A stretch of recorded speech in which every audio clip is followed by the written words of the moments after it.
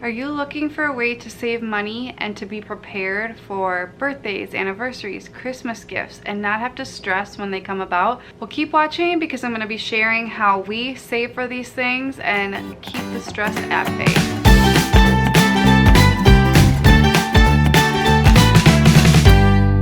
Hey Glue Sticks, Sarah here from Work Life Glue, back for another budgeting related video. Last week I shared a video all about our budget and how we use it, and I also have a free download for you for this budget that I'm also going to be using in this video, so make sure you go and download that. Just click the link in the description below. Today I'm going to be sharing the portion of this budget that deals with birthdays, anniversaries, Mother's Day, Father's Day, as well as Christmas savings and planning. This is a great tool for saving all year for these things so that when they come about you don't have to stress. And we've been doing this for a couple years. It's just been such a relief when Christmas comes and all the money is there, or birthdays come up and we don't have to like scramble to fit it in, or be like, oh shoot, we forgot about it, we have no money left, or now we have to cut this budget because we need to make room for that gift. And it just brings so much peace to our lives in this one area, which compounded with everything else can really lead to a lot of happiness and relief overall. So I just want to jump right in on the computer and show you guys what I'm talking about. Okay, so we're here over on the computer in the budget. Like I said, this you can find if you click the link below in the description to get this exact budget. If not, this is just a helpful video to know how to plan for Christmas and birthdays, anniversaries, that kind of thing.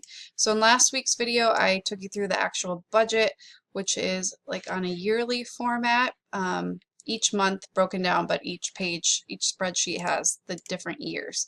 So anyway, in this budget we have a Christmas tab and a birthdays and anniversaries tab. So I'm just going to take you through each one, give you ideas for things to save for, give you an idea of how we do it, and how when you break this up by month to save for this large sum of money, it just makes it so much easier and manageable. So the first tab is Christmas. Now we save for Christmas all year long.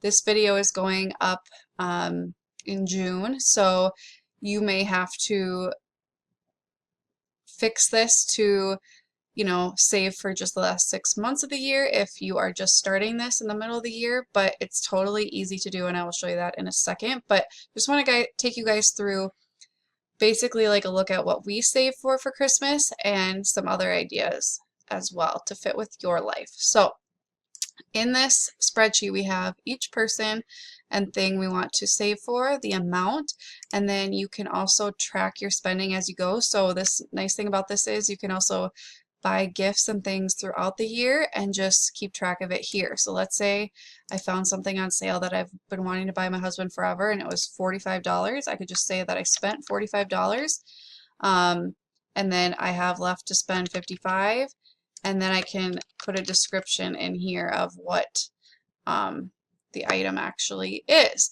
so that I know.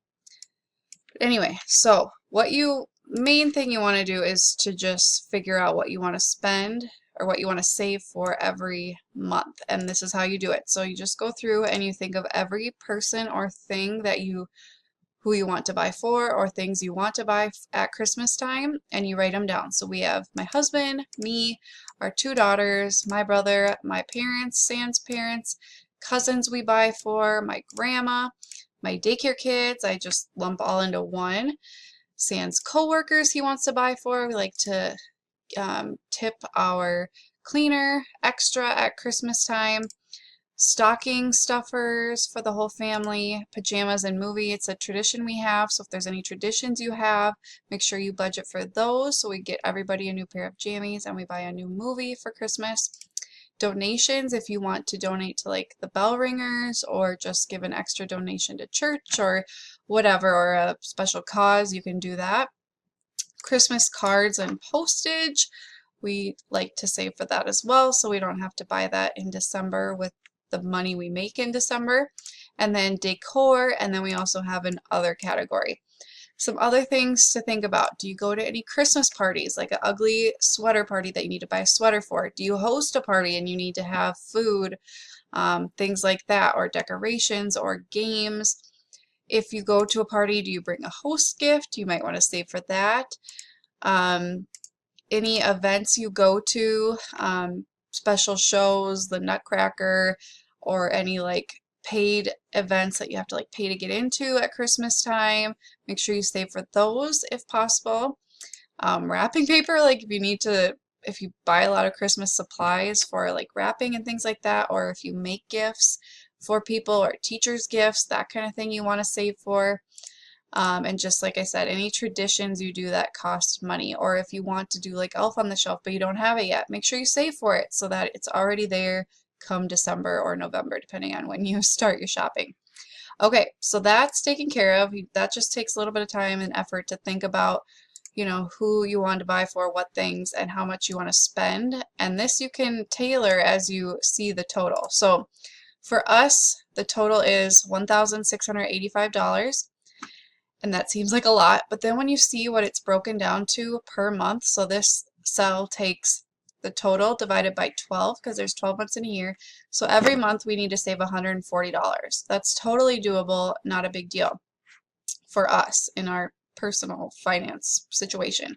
Now, if you are starting to save right now or later on, it's not January and you're not just starting this, all you have to do is go to this cell and change the 12 to however many months are left. So right now it's June. So let's say you're going to start this in July, then you'll have 6 months left. So you would have to save, if this were your budget, $280.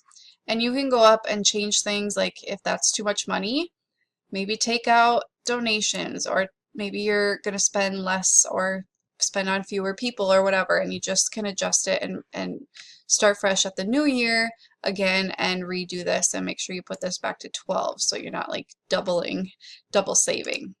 So that's how you do it for Christmas. Really simple and easy. Birthdays and anniversaries are very similar, except it's for birthdays and anniversaries, so there's some slight differences. Obviously not stocking stuffers and things like that. So we do the same thing. We save for a lot of the same people, but this time we also have some friends' children. We go to their birthday parties, so we want to make sure we're saving for those, whereas we don't buy for them for Christmas. And then and the totals are a little bit different. So we usually spend more on people for their birthdays than we do at Christmas in general. But then we also have things like our anniversary. Maybe we're going to buy each other gifts. Maybe we're going to go out for a nice dinner or spend money on something for the house. We leave it up to us, but we just set aside some money for that.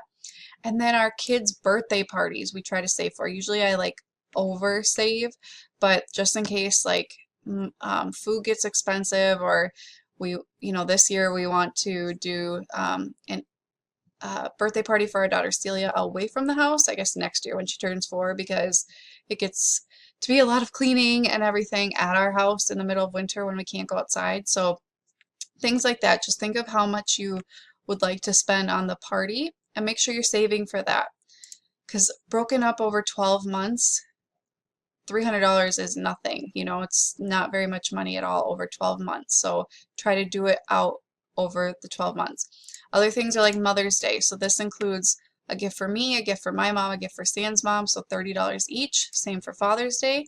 And then we also added this category about a year ago, so out to eat. So we often go out to eat for our birthdays with family or our family's birthdays. And it was getting really expensive during the month and it was blowing our budget for the month. So for dining out. So we decided to put $300 in our budget. So now it's guilt-free. If we go out to eat with my parents for my birthday or their birthday or Sam's parents or whatever, we can spend money out of the sinking fund and we don't have to feel guilty about it. We don't have to blow our regular dining out budget.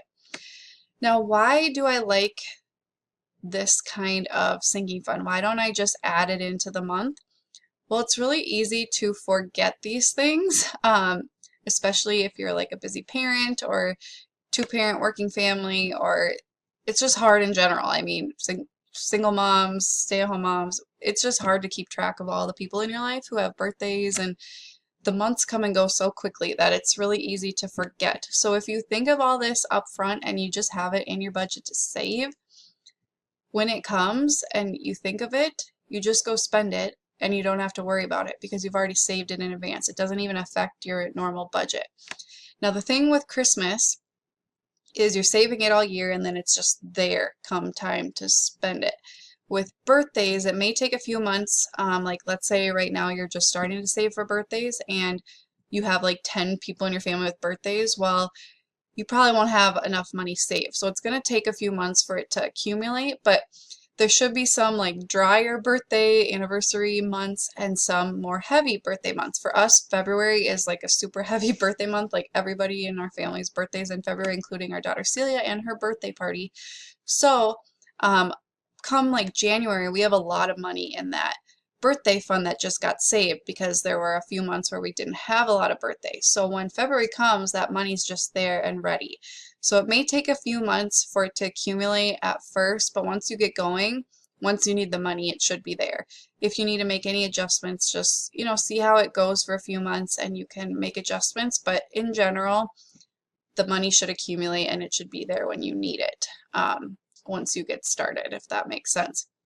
Some other things to consider for the birthdays and anniversaries are any special yearly events you guys do for your family. Maybe there's like a family reunion you go to every year and everybody pitches in for something. Maybe you do like an anniversary gift for a grandparent or something every year, or a party that you chip in or host or whatever. Make sure you're including that. If you host like a Halloween party or a summer neighborhood party and you host it and you throw it, make sure you include that in this sinking fund. It just makes it so easy and you don't have to really think about it. When the time comes, you just spend the money. So yeah, those are all the things that I can think of that you would put in the sinking fund. So another question would be, where do you keep this money? I have a whole video on sinking funds I will link below that I think has been really helpful for people, but you can just keep it in like your checking account. I don't like to do that because if I see money there, I kind of forget that it's like earmarked for something else. So I like to put it in a separate checking account, which you could either do like link to your actual checking account in the same bank, or you could have it with a place like Capital One 360, which I really like. And if you sign up with my link, you can get money to open an account, which is really cool. So make sure you check that out if you're interested. And you could also just take out the money or put it in a savings account. The possibilities are really open to you, but just I would recommend having it somewhere other than your checking account just so that you can keep track of it. And I would keep your Christmas and your birthdays ones separate unless you have like a really good way to keep track of which is what money, because it can get kind of confusing if you have it all lumped together. So that is our sinking funds and plan for Christmas, birthdays, and anniversaries. And make sure you download this spreadsheet if you like this video and if this was helpful, so that you can do the same all these special times in your life and have them not be stressful. I hope you guys enjoyed this video. If there's any other budgeting or financial related video ideas you have, please leave them in the comments below. And as always, thank you guys so much for watching. I'll see you next time. Bye guys.